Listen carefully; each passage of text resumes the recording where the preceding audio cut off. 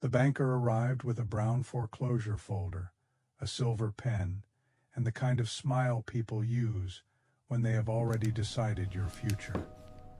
It was March of 1983, 3 weeks after Ruth Bell buried her father behind the cottonwoods, and the farmhouse still smelled like coffee, funeral lilies, and rain that had not come. Ruth was 23. Across from her sat Marvin Keene, the loan officer from Prairie State Bank. He spread the papers across her father's kitchen table like he was dealing cards in a game she had already lost. 6 months of operating money, a note coming due in July, a tractor older than she was, and land the bank had started calling non-performing collateral. Marvin tapped the final number with the end of his pen. "Miss Bell, the figures are not sentimental," he said. "They don't care how long your family has been here." Then he opened his folder and showed her the offer. A grain company from Wichita would assume the debt. Ruth would sign the farm away. In exchange, she would receive a small check, a clean release, and what Marvin called a merciful exit. He expected tears. He expected gratitude. What he did not expect was for Ruth to look past the papers, toward the kitchen window, toward the dry south field, and ask one quiet question. "Do your figures show the water?" Marvin blinked. "There is no water problem on this report," he said. Ruth nodded once. "That is the problem." He thought grief had. Everyone in Ford County thought something like that. They had watched her father, Elias Bell, keep farming long after smarter men had sold equipment, leased ground, or walked away. They had watched interest rates climb like a fever. They had watched corn prices sag, banks tighten, auctions multiply, and neighbors stand silent, while their machines were sold in rows beneath the auctioneer's chant. And now Elias was gone. He had left Ruth with 260 acres, one rusted pickup, an old red Massey tractor, a mortgage that could swallow a life whole, and a reputation for knowing more about dirt than money. To Marvin Keene, it was obvious. Ruth was a farm daughter with soft eyes and no husband. She could probably drive a tractor. She could probably make biscuits. But a debt schedule was different. A dry year was different. A bank was different. He slid the pen toward her. "You can leave with dignity," he said. "Or you can wait until the bank leaves you with nothing." Ruth looked at the pen. Then she pushed it back. "I will make the July payment." Marvin's face tightened, not with anger exactly, but with the irritation of a man watching a child refuse medicine. "Miss Bell, you have one crop, maybe one." "One crop is a season," she said. "A season can change a farm." He laughed once, quietly, because he thought the room had become tragic enough to deserve mercy. Then he gathered the papers, closed the folder, and left her alone with the sound of his car grinding down the lane. Only when the dust settled did Ruth's hands begin to shake. She stood in the kitchen, where her father had sharpened knives, paid bills, mended harness, and taught her to read weather from the smell of wind. The table looked too big without him at it. His chair was still turned slightly toward the window, as if he had only stepped outside to check a cloud. Every voice in town had said the same thing in softer words: sell. Rest, be realistic. A farm will eat a woman alive. For one long hour, Ruth almost believed them. Then she went to her father's room, knelt beside the iron bed frame, and pulled out the cedar seed chest he had never allowed anyone else to open. Inside were no bonds, no cash, no miracle deed, just oilcloth rolls, field journals, county survey copies, hand-drawn grids, and a brass well key tied with baling twine. On the first journal, her father had written one sentence in pencil: "A banker reads debt from the top down. A farmer reads truth from the bottom up." Ruth sat on the floor until dark, unrolling the maps one by one. They were not ordinary farm maps. They were 30 years of patient obsession. Elias had mapped soil by hand: black loam, tight clay, sandy wash, alkali streak, old buffalo wallow, limestone shelf. He had written pH numbers in the margin. He had marked which acres held moisture longest after a storm, and which acres crusted over after 2 hot days. But the last roll was different. It was drawn in blue pencil. Across the Bell farm, under the poorest-looking ground they owned, ran a narrow underground channel Elias called the Blue Thread. It was not a river you could see. It was not a creek the county counted. It was a deep vein feeding off the High Plains aquifer, caught below a shelf of clay and stone. Elias had found it by studying old drill records, walking fence lines after frost, testing wells by hand, and listening to neighbors brag or complain for 30 years. The county called that south field useless because the surface was pale, hard, and mean. Elias had marked it with a circle: strongest water on the farm. Do not sell. Ruth touched the words with her thumb. That was when she understood what her father had really left her. Not land, not equipment. A map of what everybody else was blind to. The next morning, Ruth began changing the farm as if she were answering a question only she could hear. She did not buy new machinery. She sold 2 calves, paid for diesel, and repaired the Massey herself with a manual held open by a coffee mug. She did not plant the way the neighbors expected. She put sorghum on the acres that could take heat. She planted alfalfa where her father's notes showed a sweet lime layer. She used the south field for corn, but not the whole field, only the strips her father had marked as deep fed. She did not irrigate like the big operators, flooding everything to feel powerful. She opened valves in narrow windows, dawn midnight. Wind down, soil open, roots ready. She was not fighting the land. She was negotiating with it. The first months were ugly. Her neighbors saw her walking fields before sunrise with a shovel and a notebook, and decided grief had made her peculiar. They saw her planting cover rows instead of chasing every acre of cash crop, and said her father had taught her too many old superstitions. They saw her bring home used pipe from a salvage yard, and laughed at the heap of bent metal in her yard. At the elevator, men lowered their voices when she came in. At church, women asked whether she was eating. At the bank, Marvin Keene watched the calendar.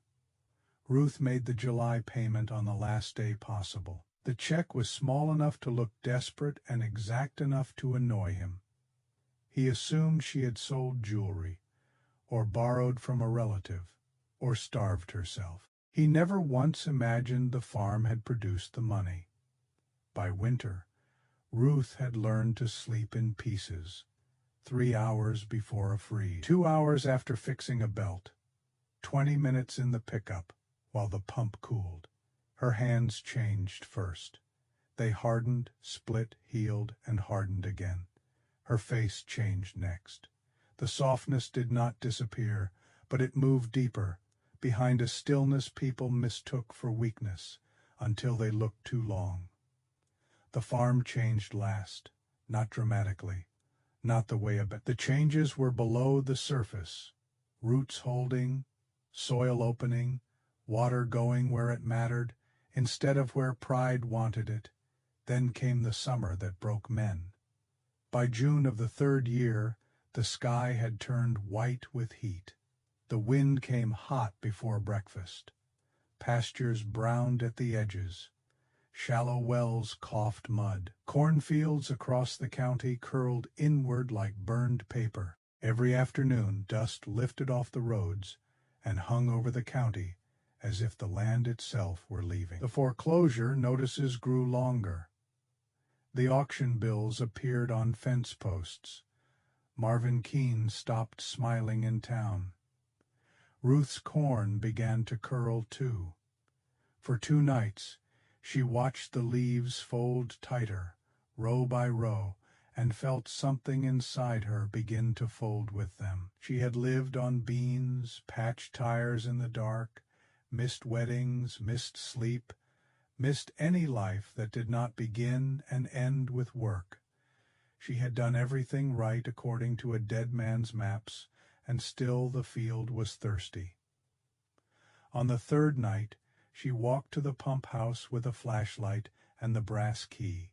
The wind had gone still. There were no insects, no porch music from neighboring farms, just the click of dry grass against her boots and the hollow knock of the pump house door. Inside, the pressure gauge trembled. The old pump shook as if it were breathing through pain.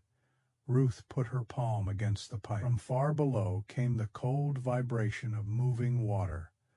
Not much at the surface. Everything underneath. For one moment, Marvin's offer returned to her, so clearly she could hear the pen sliding across the table. A merciful exit. She could still leave. There was always some kind of leaving available to a person willing to abandon what loved them. Then Ruth remembered the line on the journal, truth from the bottom up. She turned the valve. Water moved through the dark, not in a wasteful roar, not as a show of force, in measured lines, in narrow furrows. In the exact sections, Elias had marked before his hands became too weak to write. By morning, the south field looked no different to anyone passing the road. But Ruth knew the soil had taken a breath. That fall, the elevator scale told the county something it did not want to hear. Ruth Bell's south field out yielded farms twice its size. The clerk weighed the first load, frowned, checked the ticket, and weighed the second. By the 4th load, men had stopped pretending not to watch. By the end of the day, somebody said the number out loud. 168 bushels an acre. The county average that year was barely over 90. Nobody clapped. Farm men do not clap for impossible things at grain elevators. They get quiet. Ruth took the harvest check to Prairie State Bank the next morning. Marvin was standing behind the teller window when he saw the amount. For the first time since her father's funeral, his expression lost its polish. "You are paying toward principal?" he asked. "Yes, yes. All of this?" Ruth set her hat against her hip. "Debt eats faster when you feed it slow." The teller stamped the receipt. Marvin watched her leave, and something in his face changed. Not respect yet. Respect would take longer. This was only confusion. The first crack in certainty. The next year, Ruth did it again. Not because the weather was kind. It was not. Not because luck had chosen her. Luck does not follow irrigation schedules, soil notes, and repair manuals. She did it because she knew which acres could be pushed and which acres had to rest. She knew which field needed clover more than corn. She knew which low place would hold moisture after one small rain. She knew which pump sound meant air in the line and which sound meant trouble below the casing. She knew the farm like a language. And once she had money that was not already promised to survival, Ruth opened the cedar chest again. This time she studied the margins. Elias Bell had not stopped at his own property. For decades, while helping neighbors pull stuck equipment, repair fences, test wells, and walk cattle, he had learned the county under his feet. He had written quiet notes about everyone's land. The Mercer back 40, deep, black soil under poor surface. Dawson West Strip, gypsum, trouble, avoid. Pike Draw, shallow water, drought risk. Ortega Ridge, limestone sweetener, good for hay. Lind Farm, clay bowl, holds moisture if not overworked. He had not collected these notes to take advantage of people. He had collected them because he believed land had memory, and the whole county was speaking whether anyone listened or not. Ruth listened. During the worst years of the farm crisis, when banks and companies came hunting, Ruth began driving out before the auction signs went up. The first was Tom Mercer, a widower with tired eyes and 2 sons who had already moved to Denver. The bank wanted his whole place. A corporation wanted the road frontage. Tom wanted to keep the house where his wife had planted lilacs. Ruth did not offer to save him with a speech. She pointed to the back 40. "Sell me that piece," she said. "Keep your house in the home quarter." Tom stared at her. "That is the poorest-looking ground I own." "No," Ruth said. "It is the most misunderstood." She paid him fairly in cash, enough for him to clear the arrears and keep his porch, his barn, and his lilacs. A month later she bought the Ortega Ridge, but left the family their home place. Then a strip from the Lind Farm no one else wanted. Then a low parcel near a dry creek that her father's note said would hold after a wet spring. From the road it looked like Ruth was buying leftovers. On her maps she was stitching together the strongest hidden pieces in the county.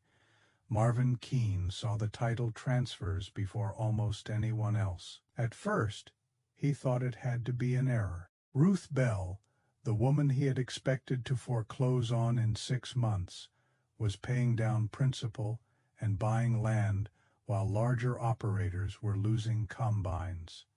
The bank's files no longer explained her. That was what frightened him most. Institutions hate what they cannot categorize.